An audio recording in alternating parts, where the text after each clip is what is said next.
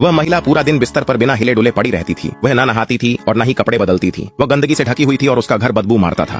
वह बस यही इंतजार करती थी कि कोई उसे मुंह में खाना खिलाए। उसकी बुरी छवि फैल गई थी और सभी पुरुष उससे बचते थे। लेकिन वह गांव के सबसे सुंदर लड़के पर मोहित हो गई थी। उसके पिता को शादी करवाने के लिए बड़ी दहेज देनी पड़ी, लेकिन अपनी सुहागरात पर वह उत्साह के मारे बेहोश हो गई। एक आधुनिक महान शेफ की आत्मा गलती से उसके शरीर में प्रवेश कर गई। अपने शरीर में इतनी चर्बी देखकर उसने हर हाल में वजन कम करने का फैसला किया। ठीक उसी समय उसके ठंडे स्वभाव वाले पति ने उसे खाने के लिए बुलाया। अच्छा हुआ कि यह एक धातु की कुर्सी है। इस वजन के साथ वह सामान्य कुर्सी तोड़ देती। ऐसा लगता है जैसे मैं किसी सुअर को खिला रहा हूँ। तभी तो तुम इतनी मोटी हो। मुझे भूख नहीं है, तुम मेहनत करते हो, तुम ही खाओ। क्या चमत्कार है। हमेशा एक बड़ा प्लेट खाती है और आज कहती है कि उसे भूख नहीं है। मैं भूख से मर रही हूँ, लेकिन मुझे खुद को रोकना होगा। मैं पूरी जिंदगी मोटी रहने से अच्छा मरना पसंद करूंगी। हमारे पास बहुत कम खाना बचा है। उसकी आम रफ्तार से हम पतझड़ तक नहीं पहुंच पाएंगे। अच्छा है कि वह कम खा रही है। क्या बात है, अब तो सोना भी मोटा कर देता है। मैं सो नहीं सकती। इसे क्या हो गया है, हमेशा खाने के बाद सो जाती है। आज उसने थोड़ा ही खाया और आंगन में टहल रही है। ये शरीर बहुत कमजोर है। सिर्फ कुछ चक्कर लगाए और मैं थक गई। धरते रहेगी। अभी अभी खाया था और फिर से भूख लग गई है। मूल मालकिन ने तो हमें जो खाना मिला था लगभग सारा खत्म कर दिया। अगर मैंने खाना नहीं जुटाया तो पतझड़ से पहले ही हम भूख से मर जाएंगे। कई दिनों तक मैं सुबह जल्दी उठकर घर साफ करती थी, इससे पहले कि वह खेत में जाता। तुम आ गए, हाथ धो लो और खाना खाओ। देखो आज मेरी किस्मत कैसी रही। ये जड़ी बूटियां जो मैंने ढूंढी हैं, ये बहुत कोमल हैं और बहुत अच्छी खुशबू आ रही है। कहते थे कि मैं आलसी और बेवकूफ हूँ, अपने घर में एक खरपतवार तक नहीं उखाड़ती थी।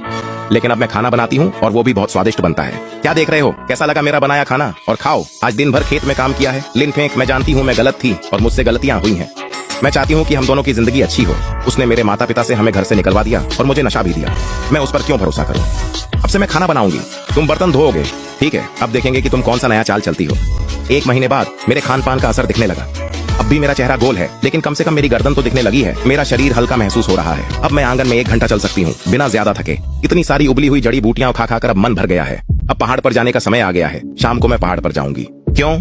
वहाँ ऊपर सुरक्षित नहीं है। मैं बस किनारे तक जाऊंगी, खाने के लिए कुछ ढूंढूंगी। ज्यादा दूर मत जाना, अंधेरा होने से पहले लौट आना। इंटिंगिडो, देवदार के अंकुर, क्या खजाना है।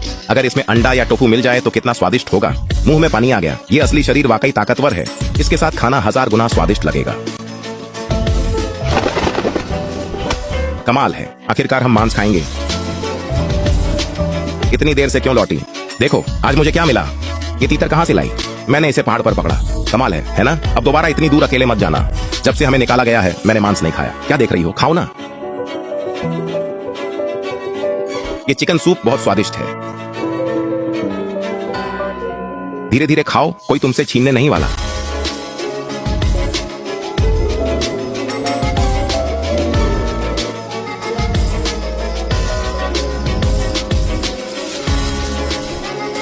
आज के लिए धन्यवाद। क्या कह रही हो?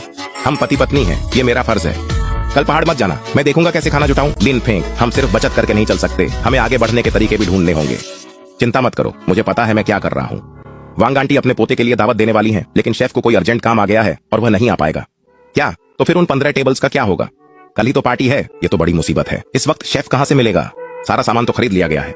हम मेहमानों को सिर्फ पानी तो नहीं पिला सकते। लगता है अब मेरा चमकने का वक्त आ गया है।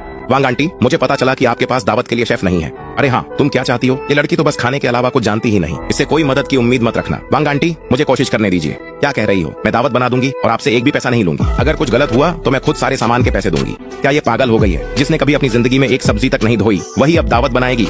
सुनो, ये कोई खेल नहीं है। बहुत सारी मेजें हैं, चिंता मत करो। बस मुझे मेन्यू दे दीजिए और 2-3 औरतों को मेरी मदद के लिए कह दीजिए। ठीक है, अब ये तुम्हारे हवाले है। सुना आपने? लिन फेंक की आलसी बीवी अब दावत के लिए खाना बनाएगी। सच में? पक्का ये तो सुअरों के लिए खाना बनाएगी। ये तो मजाक बन जाएगा। वांग मैडम को अपनी जिंदगी की सबसे बड़ी शर्मिंदगी झेलनी पड़ेगी। क्या तुम वाकई वो दावत बनाओगी? वहाँ 15 मेजें हैं, क्या तुम अकेले कर पाओगी? मुझे मदद मिलेगी, चिंता मत करो। लिन फेंक, मैं कर सकती हूँ। ठीक है, मैं कल तैयारियों में तुम्हारी मदद करूंगा। इन सब्जियों को धोकर काट दो, जैसा मैंने कहा था। आप चिकन और सुअर के मांस को साफ करें। लिन फेंक, तुम आग का ध्यान रखना, अच्छे से देखना। ये लड़की तो सच में पूरी एक्सपर्ट लगती है।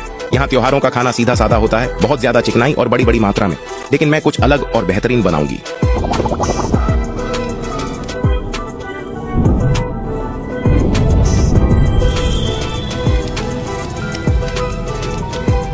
खाना आ चुका है। मैं देखना चाहती हूँ कि वो आलसी लड़की क्या बनाती है। पक्का सब कुछ बहुत ज्यादा नमकीन होगा। दिखने में तो काफी अच्छा लग रहा है। अब देखना है स्वाद कैसा है।